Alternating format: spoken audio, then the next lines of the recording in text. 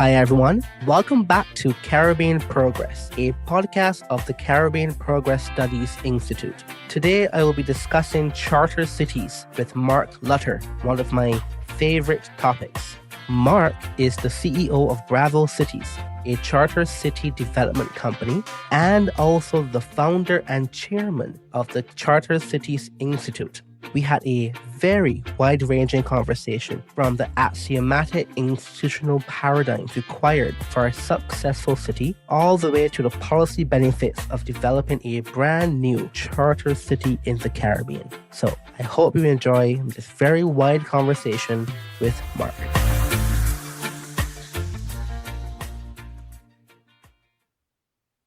Thank you so much, Mark, for coming on the show today.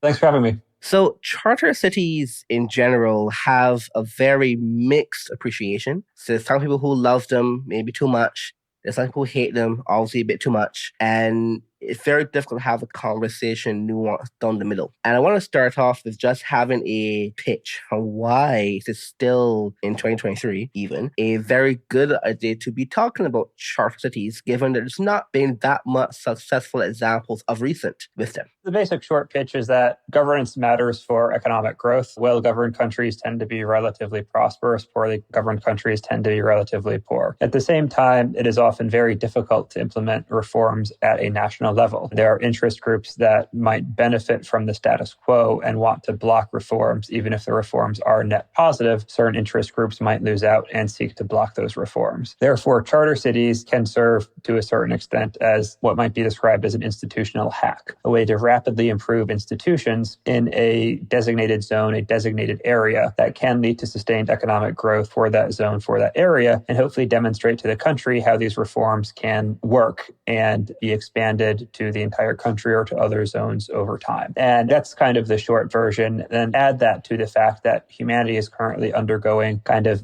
our last urbanization. The US hit 50% urbanization, I believe, at around 1920. China hit 50% urbanization. I don't actually know, probably sometime in the 90s. The world hit 50% urbanization like 7-8 years ago. So this wave of urbanization is our last chance to get it right. And if we get it wrong, the consequences will live with us for generations. And what does wrong mean in this context? Wrong means bad urban plans, physical layouts. It means bad governance structures. And if we implement these things poorly, then it becomes much more difficult to change down the line. If we implement this urbanization wave well, then that can lead to hopefully sustained economic growth, to better outcomes, better standard of living for a lot of people that are currently in that kind of final wave of urbanization. What is the measurement of urbanization being used in this context? It's actually self-reported and self-defined. The UN, for example, will take it from a lot of different countries, but countries will tend to self-report and self-define urbanization. So it could be something like living in a town of 50,000 people. Then how do you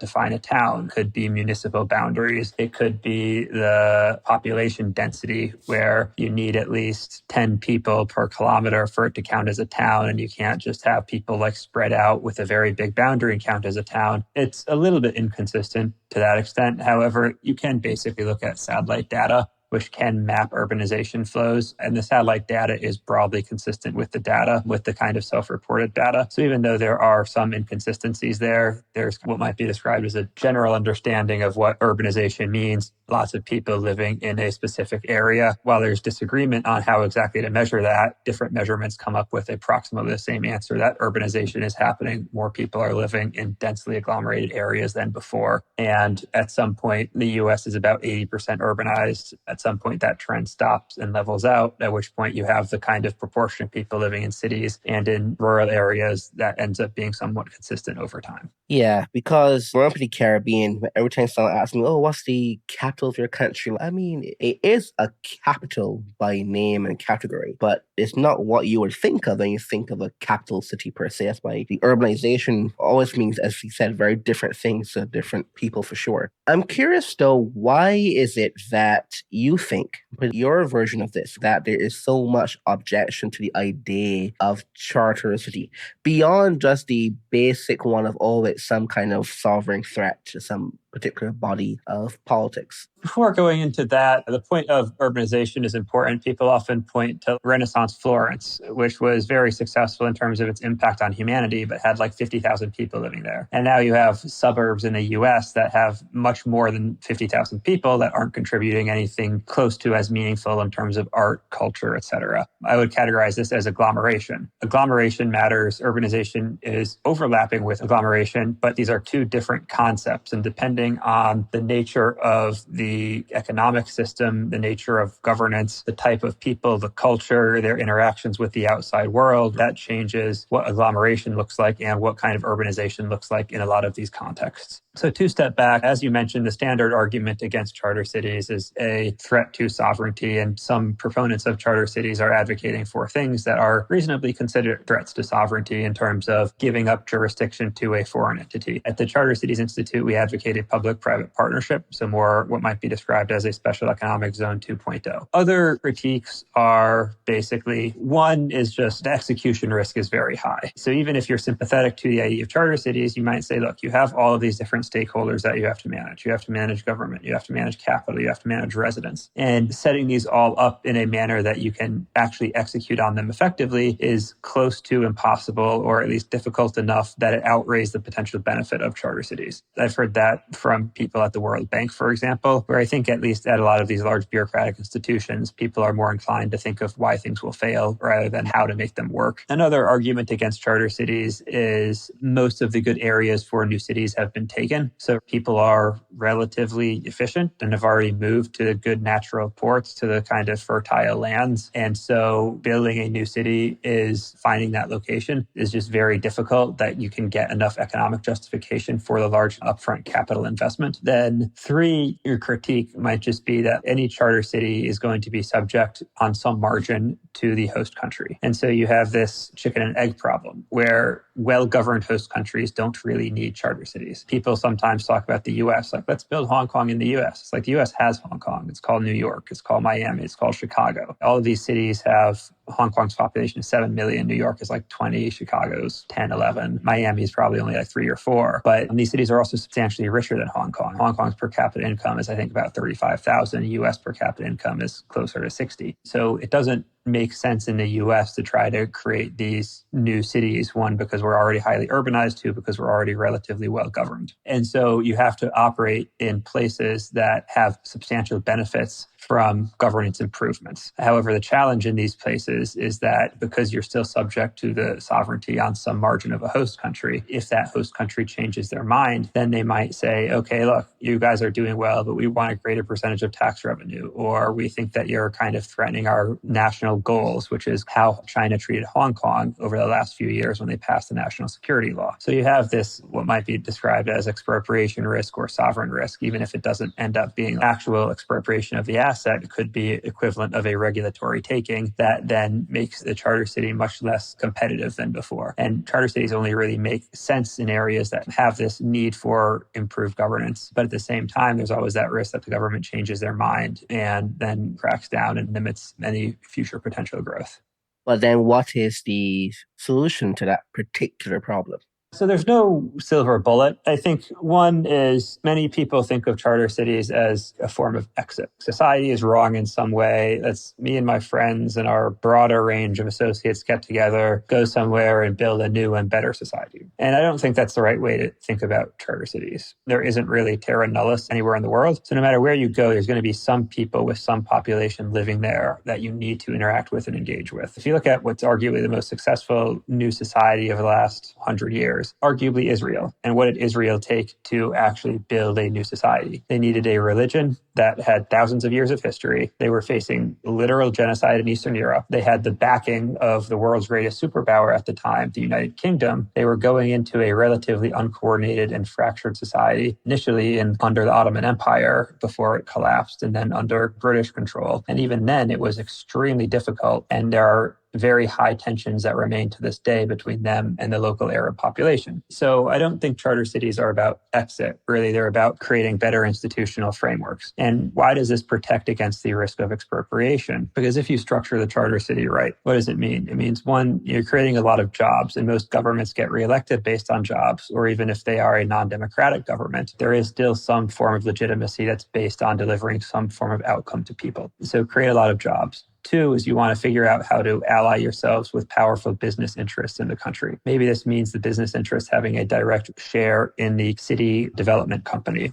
where they get revenue based on kind of increased value of land. Maybe it means just getting these powerful business interests to kind of build factories or build restaurants or shops or whatever their kind of vertical is in the city so that their revenues are linked to that. It means creating a tax sharing system so that the increased revenue generated from the city is shared broadly throughout the country. Let's call it internal politics layer. And the external politics layer that you can do to minimize this, and you can think large capital intensive projects do exist in lower income countries. They typically take the form of natural resource exploitation. So there might be kind of copper, oil, and companies will invest billions of dollars over very long time horizons, which means that there is a legal framework to at least protect some set of asset classes. And we can take learnings from that specific set and kind of apply them to new city developments or new urban developments. What does that look like? It means, one, get capital from a development bank. So if you're in Africa, you go to the Africa Development Bank, and you probably don't want to get their capital first because, like many development banks, they're a little bit slow, they're a little bit bureaucratic. But after you have a deal structure, get them to invest some amount. And they might have like 5 projects in the country. And so therefore, right, they invest some in yours, but they've also got these other deals in the country that are ongoing. And the government doesn't want to mess with your deal because then it threatens those other deals that are ongoing.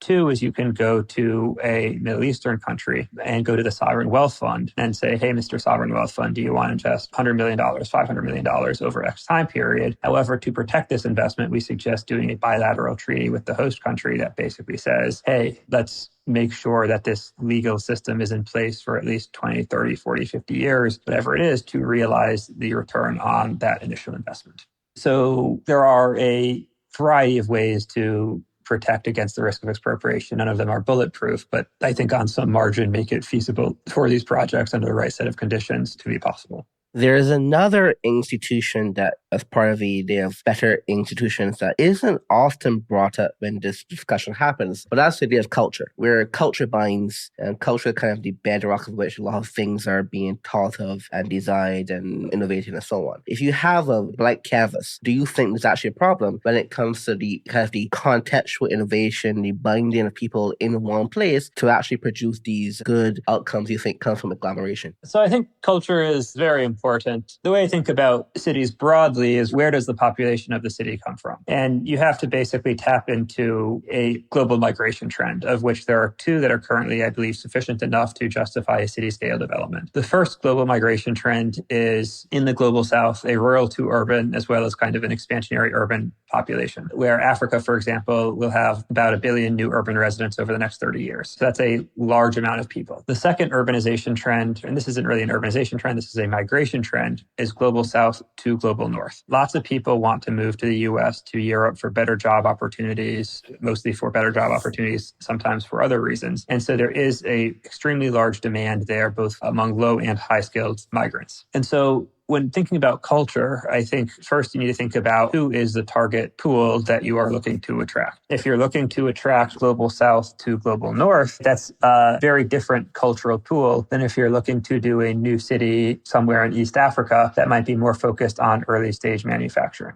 That being said, I do believe there is, let's call it, progress cities. There's a handful of times and places in human history that there's been a disproportionate amount of progress. A lot of these occurred when a people that was previously oppressed on some margin becomes less oppressed, not necessarily not oppressed, but less oppressed. They all move to a place or to a set of places close by, and then there's a cultural flourishing because of that. If you look at Eastern Europe with Vienna, it was the Jewish population that went from being very oppressed to much less oppressed. All go to Vienna, lots of of cultural exchange innovation. You can look at the Harlem Renaissance in the 1920s in New York, kind of former sharecroppers, great migration, much of it goes to New York. They were still oppressed in New York, but a lot less oppressed than in what was effectively apartheid South, a kind of cultural flourishing there. And so if you think that by creating a city that is a little bit more welcoming and a little bit more productive than a lot of the regions that people are moving from, I think it is possible to see a cultural flourishing there, provided you imbue it with some of the right characteristics, get some of the right kind of community setting early on. That can lead to kind of a flourishing of some of these new ideas that otherwise might not take place because of the lack of networks and relationships that is really key to their development. I do wonder, is it implicit or is it actually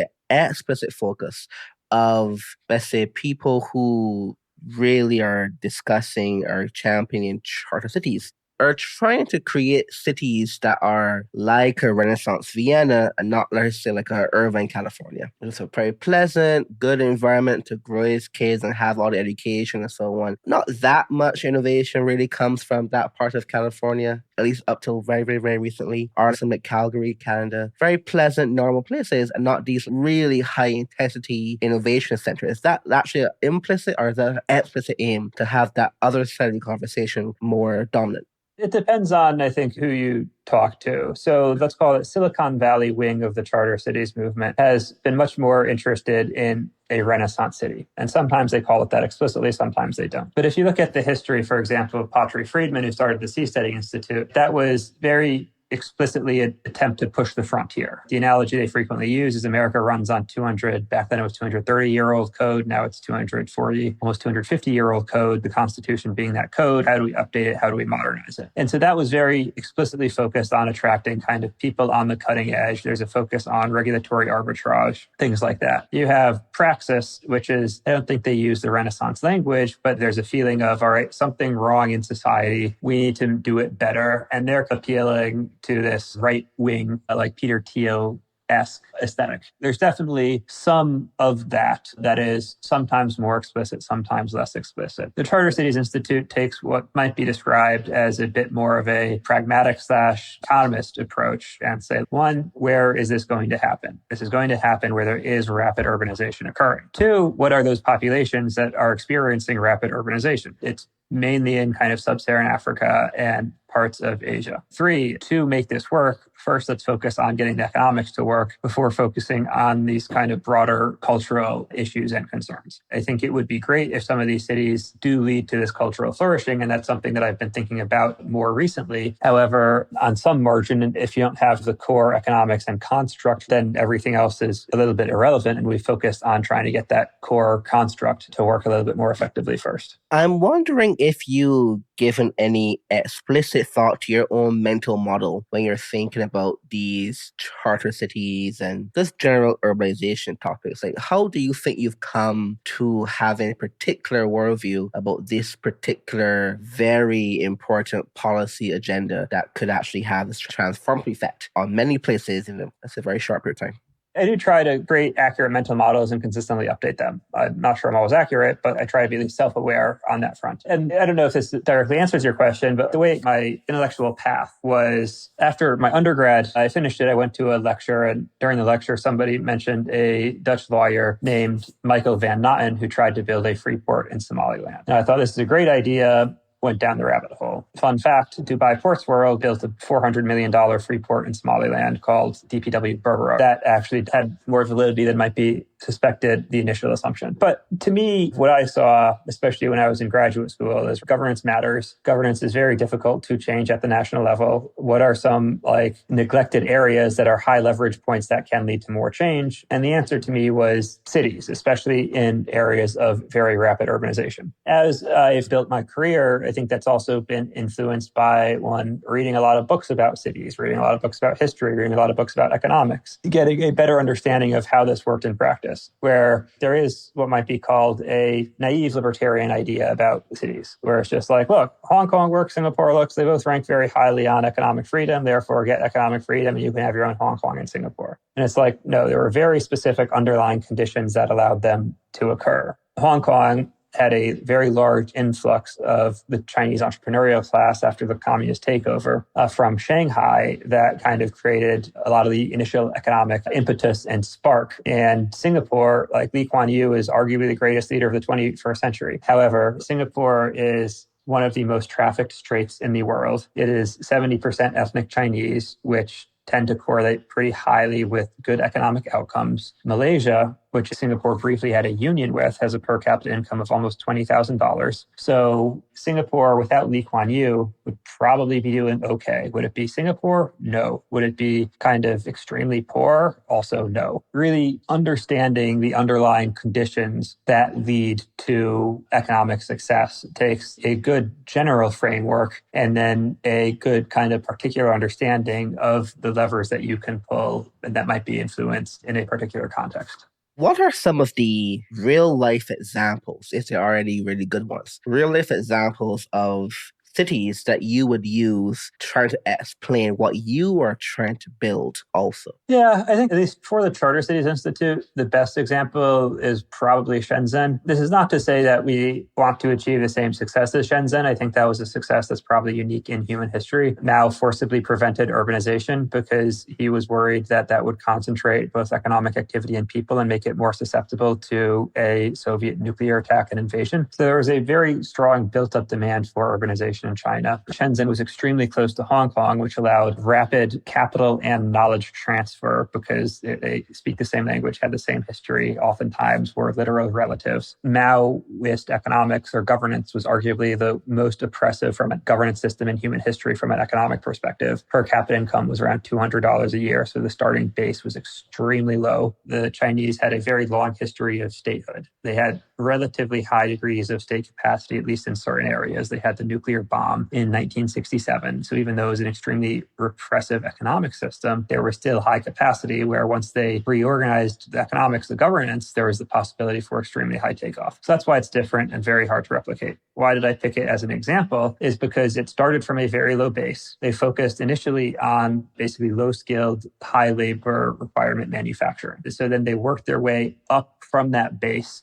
got into higher chains of manufacturing to eventually become the city that it is today. And if we're looking at Africa, where my nonprofit works, the Charter Cities Institute, that a lot of the base that we're starting from is relatively low. It's higher than kind of China in 1980, where many African countries have incomes of $1,000, $2,000 per capita. This is actually one of the challenges that much of Africa is not competitive in manufacturing because wages are too high, which makes it difficult for them to start growing up the economic ladder. However, it's similar in that we think labor-intensive manufacturing that tends to be relatively export-led and export-oriented is oftentimes the best starting path for economic development, where a charter city can follow that path, start with labor-intensive textile manufacturing, slowly work its way up the value chain over time, make everybody a bit richer and become successful. Where does Dubai fit into this framework? Yeah, so Dubai is, to a certain extent, it's just a classic entrepot. It's a city that sits in the middle of a region that experienced a massive resource boom. And the region was relatively oppressive by most Western standards. Saudi Arabia, for example, until several years ago, women were unable to drive. You have to wear a niqab everywhere. So the value proposition of Dubai was several-fold. If you look at the pretty early history of Dubai, early 20th, late 19th century, they would basically get Iranian traders who are often of Arab descent. And whenever Iran would raise tariffs, they would say, hey, look, we've got a free port, come over here and trade. And the first few times that happens, it's like literally a dozen people. Numbers are absolutely tiny. I think today Iranians make up about a third of the Dubai population. So over time, that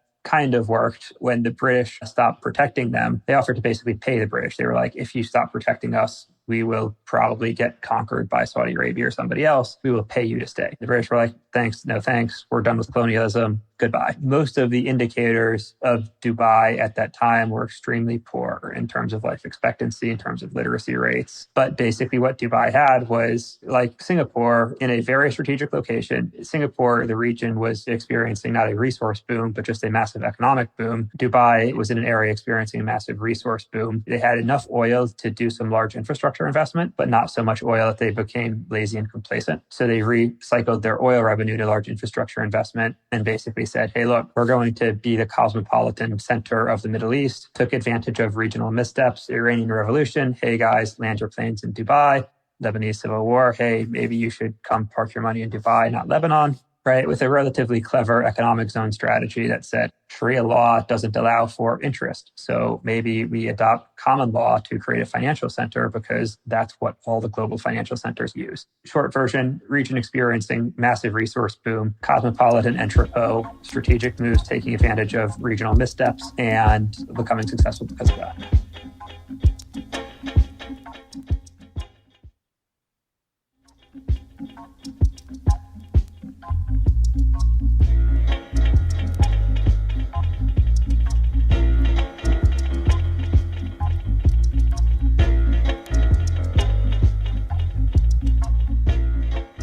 So I'm from the Caribbean. By the time I heard about the whole formalized concept of charter cities, I always said, "Huh, this is a perfect location to have these being designed and built and managed and try to expand." Now, there is one already, at least one in the Caribbean on Roatan called Prosper, which you know of. And I'm curious, what's your thoughts on that endeavor? Personally, I thought it was going to be just an uphill battle because of Honduras. We know how Honduras is as a governance jurisdiction, legal jurisdiction, so on. But I'm curious what your thoughts on Prosper is, given it is actually a fully fledged, legally valid charter city in almost every definition.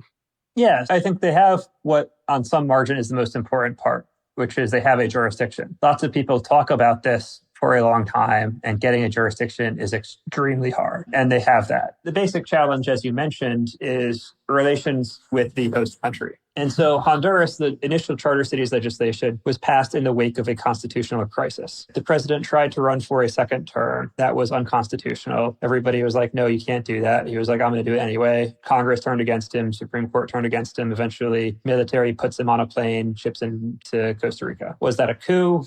Maybe. I don't know. I don't think it's worthwhile playing semantics. For military, putting president on plane to other country, bad. President trying to run for an unconstitutional second term, also bad. The point is, there was a constitutional crisis. In the aftermath, the opposition party took power, passed this legislation. However, it wasn't really the opposition party that passed it. It was like 5 people in the opposition party really wanted it done. So there wasn't a broad consensus for it. There was a small minority consensus for it. Fast forward about a decade later, the opposition party takes power.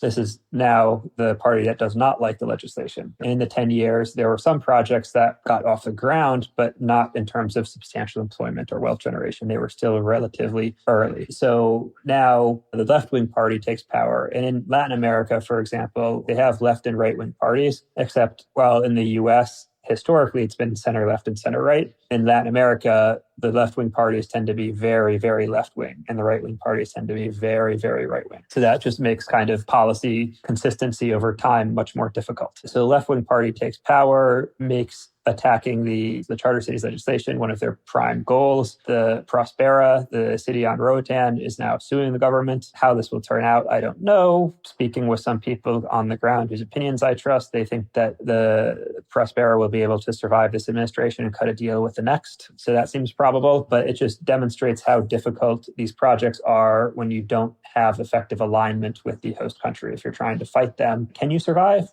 Yes. And you succeed? Difficult, right? It's hard to imagine an investor coming in and saying, I want to build a resort. I want to build the factory that costs $20 million when the jurisdiction has such uncertainty about it. I think the other things that I think about with Prospera is there's a lesser known project on the mainland of Honduras called Ciudad Morazan. And Ciudad Morazan is basically a gated community for poor people. Honduras is a very violent country, and Ciudad Morazan is outside of San Pedro Sula, which is the commercial center of Honduras and also the most dangerous city. And many of the women there are effectively single mothers because their husbands are in the US or dead. You can't speak on a phone outside because you'll get robbed. You don't want to leave the house after dark because you might get robbed or worse. And so the question is, what is the value proposition? and Ciudad Morazan, their value proposition was, we're just going to figure out how to lower the price point for rent and then allow people in. And you can walk outside at dark. You can talk on your phone because they have controlled entry and exit. And by lowering the price point, you basically make gated communities accessible to a much wider percentage of the population. And their goal was to pair that with kind of traditional manufacturing. However, before they were able to attract many tenants, the government changed, and then no tenants wanted to take the legal risk. They've instead just focused on the residential aspect. So if you look at Prospera, which tends to target a higher income expat community that doesn't have a lot of relationships with locals, versus Ciudad Morazan, which targets locals, particularly bottom of the income spectrum locals that are facing many of the threats of the general lawlessness in Honduras, it's possible to imagine the response of the Honduran government would be a little bit different if there were more projects like Ciudad Morazan, just given its relationship with the locals and its interaction effect with them. And I think there's one point, I guess I'd quibble a little bit with you. When I think about a charter city, it's kind of two things. It's city with better laws. So the laws Prospera has, but I'm not sure it has the city aspect. Now it's more of a town or a village or a community. It's possible to become a city in the future, but at a minimum for a city, I would say tens of thousands of people. There's lots of historic cities that have those population levels. But when we think about cities today in the US, it's kind of minimum of hundreds of thousands of people. And obviously this can be quibbled. It depends. I'm not sure I would consider somewhere that has 1,000 acres under their jurisdiction. And I think their population is in the hundreds now to be a fully fledged city. And I think in terms of thinking about the benefits of charter cities, the agglomeration is a very important benefit. And that requires a degree of scale that Prospera currently does not have. Yes, that's a fair point. I just said is directionality-wise a charter city. Now, sticking in the Caribbean, you are also now working on a project in the Caribbean that is, well, I'm pretty excited about it. If you could kind of explain some contours of what that project is supposed to be like. So what we're looking at is a charter city with emphasizing the city aspect. And so we're exploring a potential location that has a very large amount, tens of thousands of acres of undeveloped land, combined with a special economic zone that's not working out as the government originally hoped it would. And our goal is to figure out how to partner with government and the current owners of the land and related assets to turn this into a city development. And so I think the key features of this are, one, just have really effective, competent governance. If somebody wants to build a house, make it very easy for them to get a building permit. If somebody wants to move from another country to get a job, make it very easy for them to get a job. Of course, given politics, it's unlikely that there will be interest in the host country for low-skilled labor, but we've had early discussions with them about the potential for high-skilled labor that have been quite positive.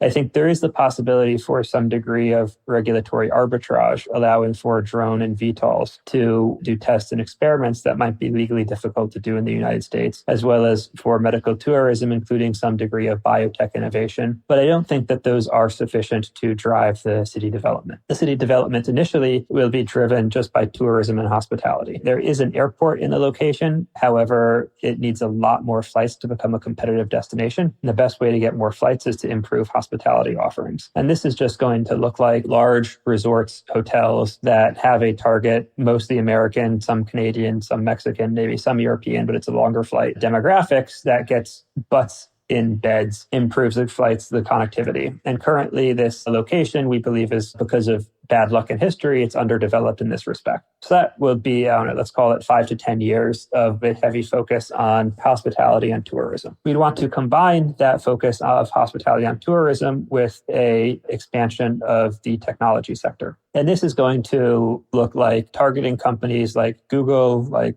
Apple, like Amazon, and saying, hey, you tried to hire 6,000, 10,000 H-1Bs annually. You only get about, last year it was, I think, 780,000 total and only 85,000 given. So we're at under 15% of applicants receive it. So if you apply for 8,000, right, there's a 7,000 delta between the number that you receive and the number that you submit. So you go to these companies and say, hey, would you like to open a campus here? It's a very close flight to Miami, close to New York, on the Eastern time zone. We guarantee everybody gets a visa. And so most of these large companies probably are not going to want to open these campuses in the first 5 years. It'll take time before for there to be kind of trust in the system, for there to be enough flights that people would consider it. Or let's say Indian or Chinese, you're looking at US, Canada. Oh, here's this small island that I've heard about in movies, but don't really know what it is. Am I sure? Like, I don't have a cousin who lives there or anything. Do I really want to move there? Right. Over time, as it becomes a little bit better known, as people visit, as there is kind of a base population, it becomes a little bit easier to sell. That demand starts compounding and picking up. And there's some other industries that you can do. There's some manufacturing on the island already, so we could expand on that. There's the possibility for logistics. It has a very good port. And I'd want to also emphasize a heavy focus on community.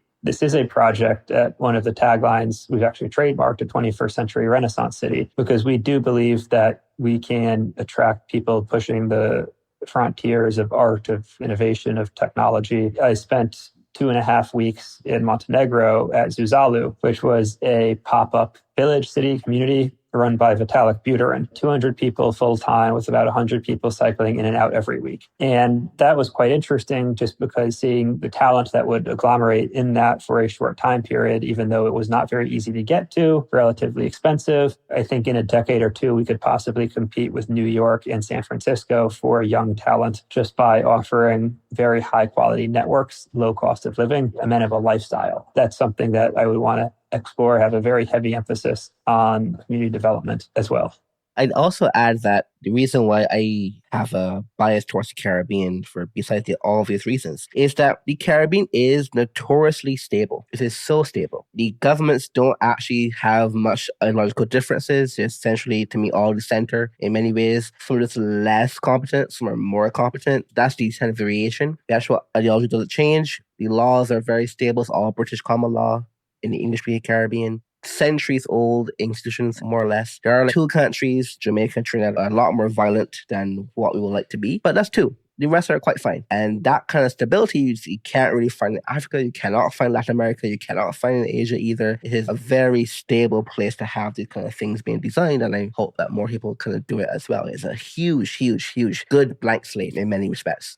Yeah, I would add to that, there's high degrees of stability, there's proximity to the US, so you can tap into the global demand to be in a high-income country. Even if they're not in the US physically, they still can tap into US labor market and economy by being close enough. 3 is there are enough islands that you can run experiments that have lower risk of spilling over to other places, where it's much easier to issue a place-based visa if somebody's on a literal island where they can't get in a car or a bus and go to the next place, and you can experiment with a different class of visas that you might not want to roll out countrywide immediately, but you might want to say, look, we're going to have this test kitchen here. Depending on how it goes, we'll scale it up, scale it down, or implement some of these things in other places. So I think the Caribbean has a lot going for it. I think I'd point out that the 2 kind of hesitations there are, one is there is, with climate change, there's definitely increased, let's call it climate risk, where the capital depreciation is much higher than in some other parts of the world. Florida, for example, which has pretty liquid insurance markets, is seeing a lot of insurance providers pull out because of the increased cost of insurance. And so my impression is that many Caribbean islands, because the markets are less deep, just the insurance offerings are much fewer, and actually kind of having a city scale development that's very capital intensive will require deep financial markets that can insure against large hurricanes,